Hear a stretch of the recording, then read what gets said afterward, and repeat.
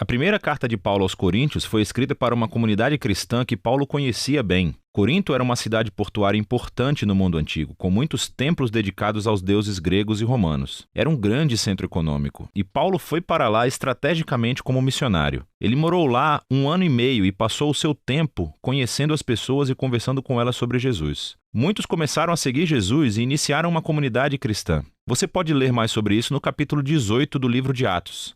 Depois de um tempo, Paulo seguiu viagem para começar igrejas em outras cidades. Ele começou a ouvir relatos de que as coisas não iam muito bem na igreja de Corinto. A igreja estava passando por todo tipo de problemas e por isso ele escreveu essa carta. A carta é dividida em 5 partes principais, junto com a saudação final. Essas 5 partes correspondem aos 5 principais problemas que Paulo aborda. A carta é lida como uma coleção de ensaios curtos sobre temas diferentes, mas há ideias centrais que unem todas as partes. Eis o que ele fez em cada parte. Primeiro, ele descreve o problema. Depois, ele responde ao problema com algum trecho da história do Evangelho, que são as boas novas de Jesus. Ele mostra como as pessoas realmente não estão vivendo o que elas dizem acreditar. A essência dessa carta é a seguinte: devemos abordar todas as áreas da nossa vida através da lente do Evangelho. Vamos descobrir como ele faz isso. Nos capítulos 1 a 4, o problema apresentado é que há divisões na igreja. Depois que Paulo foi embora, outros mestres passaram pela cidade. Um cara chamado Apolo e, em seguida, Pedro. As pessoas decidiram escolher o seu mestre favorito e tornaram-se fãs daquele líder. Começaram a falar mal e desrespeitar quem favorecesse outro líder ou mestre. A resposta de Paulo foi meio sarcástica e afiada. Ele diz: "Vocês estão de brincadeira comigo. A igreja não é um concurso de popularidade. A igreja é uma comunidade de pessoas centradas em Jesus.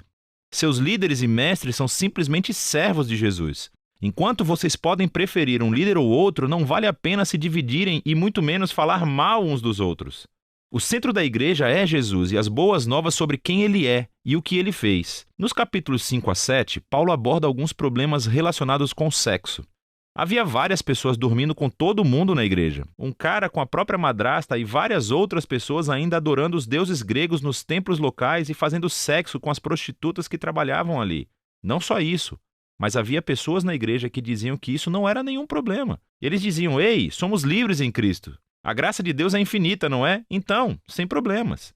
Mas Paulo diz que não está tudo bem. Através do Evangelho, ele mostra que essa forma de pensar está errada. Ele diz: "Lembrem-se, em primeiro lugar, que Jesus morreu pelos seus pecados, incluindo a destruição de relacionamentos causada pela má conduta sexual." Se você é um cristão, a integridade sexual é uma das maneiras principais de respondermos à graça e ao amor de Jesus. Paulo também lembra que, assim como Jesus ressuscitou fisicamente dentre os mortos, os nossos corpos também serão erguidos dentre os mortos, o que significa o seguinte: se o seu corpo está sendo resgatado por Jesus hoje e eternamente, então o que você faz com o seu corpo é importante. É muito importante. Não é seu para fazer o que quiser. Paulo deixa isso muito claro.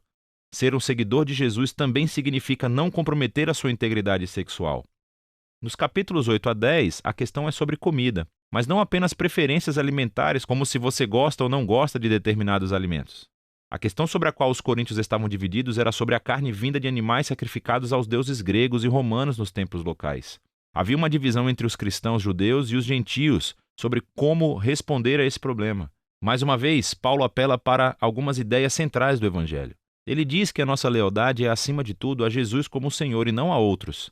Se você estiver numa situação em que a carne foi dedicada a outro Deus, e há pessoas observando o que você faz, elas podem concluir: olha, os cristãos adoram Jesus e eles podem adorar outros deuses também. Paulo diz que nessa situação não coma a carne. A sua lealdade é somente a Jesus e você deve amar essas pessoas mais do que a si mesmo e não ser motivo de tropeço para elas. Paulo rapidamente qualifica isso e diz: escutem, como cristãos acreditamos que Deus é o Criador de todas as coisas, incluindo daquele animal. Os ídolos do templo, nós acreditamos, são apenas pedaços de madeira e de pedra. Então, se não houver ninguém ao redor que possa interpretar mal as suas ações e se você estiver com fome, pode comer. Como um novo ser em Cristo, você é livre para seguir a sua consciência nesse tipo de assunto. Então, por que uma situação não tem problema e a outra sim? O princípio básico é o amor. O amor nega a si mesmo e procura o bem-estar de outras pessoas. E o amor de Deus, é o centro do Evangelho. É o que Jesus fez quando morreu por nós. Paulo diz que é o que cristãos devem fazer por outras pessoas. Nos capítulos de 11 a 14, Paulo continua abordando problemas nos encontros semanais de adoração. Havia algumas pessoas que estavam tendo experiências espirituais muito poderosas. Começavam a orar em voz alta e em línguas desconhecidas. Outras pessoas começavam a compartilhar um ensinamento ou uma palavra de Deus e, em seguida, alguém levantava e interrompia porque também queria compartilhar. Era uma situação muito caótica e isso estava distraindo as pessoas do Evangelho, especialmente os visitantes. Nesses capítulos, Paulo ajuda-os a pensar antes de tudo no propósito desses encontros para ajudá-los a ver que tipo de comportamentos são adequados. Ele diz que o encontro semanal é um lugar onde o Espírito de Deus trabalha através de todos e isso acontece de forma unificada. Ele desenvolve uma metáfora legal sobre a igreja como um corpo humano. É um corpo, mas tem partes diferentes. Cada parte serve um papel único e importante. Ele nomeia um monte de coisas que o Espírito faz através de todas as pessoas diferentes, tudo para a edificação da igreja. Esta é uma frase-chave desses capítulos. Paulo conclui que o maior valor dos encontros deve ser o conceito principal do Evangelho, o amor de Deus. O amor também é uma palavra-chave nesses capítulos. O amor irá obrigar cada pessoa a usar o seu dom para servir e procurar o bem-estar do outro. Paulo aplica isso aos problemas dos coríntios. Algumas pessoas pensam que o objetivo do encontro é ter experiências espirituais intensas ou é ter uma chance de falar o que vem à mente. Paulo diz: escutem, eu sou um grande fã de experiências poderosas de oração. Mas se isso distrai ou assusta outras pessoas, devo parar, porque eu estou pensando mais em mim do que no amor que tenho por essas pessoas. O encontro em torno de Jesus deve ser organizado para que todas as pessoas possam aprender, cantar, adorar e ouvir Deus falando. O último problema que Paulo aborda é a questão da ressurreição de Jesus e a esperança futura para os seus seguidores. Algumas pessoas na igreja diziam que a ideia da ressurreição é ridícula e sem importância para um cristão. Paulo reage a isso. Ele começa dizendo que a ressurreição é uma parte essencial do Evangelho. Nós acreditamos nela por causa das centenas de testemunhas oculares que viram Jesus vivo em corpo físico depois de ser publicamente executado pelos romanos. Se Jesus não ressuscitou, Paulo diz, então a sua morte não teve sentido.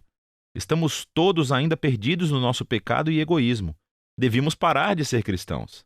Paulo então mostra em detalhes como a ressurreição foi a vitória de Jesus sobre a morte e o mal, como é uma fonte de vida e poder para nós no presente e como é uma promessa de esperança futura para todo mundo.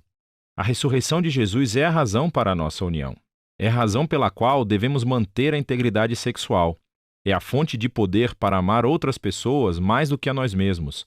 E, em última análise, é a nossa esperança para a vitória sobre a morte. Então Paulo conclui que acreditamos que Jesus foi ressuscitado dentre os mortos, o que significa o seguinte: o Evangelho não é somente um conselho moral ou uma receita para uma espiritualidade particular. É um anúncio sobre Jesus que cria uma realidade completamente nova.